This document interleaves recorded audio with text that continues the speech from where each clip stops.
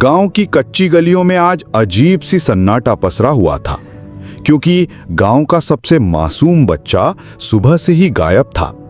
उसके घर वालों का रो रो कर बुरा हाल था और घर के आंगन में रहस्यमय तरह से लाल खून के धब्बे फैले हुए थे। तभी गांव का एक बुजुर्ग आदमी खेतों से लौट रहा था।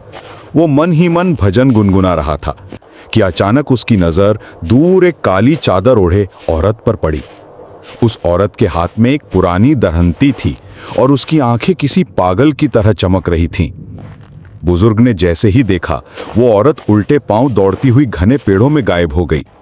डर के मारे वो तुरंत गांव पहुंचा और सबको उस औरत के बारे में बताया। धीरे धीरे पूरी बस्ती में खबर फैल गई कि गांव में दरांती वाली चुड़ैल घूम रही है।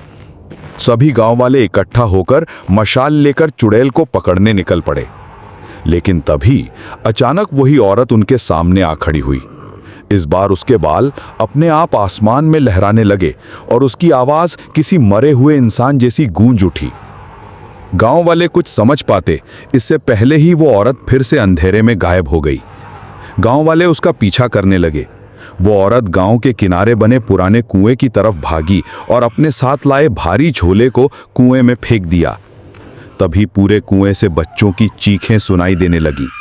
औरत ने कुएं में छलांग लगा दी और अंदर से आवाज आई, मेरे गुरु ने कहा था अपने पोते की जान बचाने के लिए किसी और के बच्चे की बलि देनी होगी और मैंने वही किया। ये सुनकर गांव वाले कांप उठे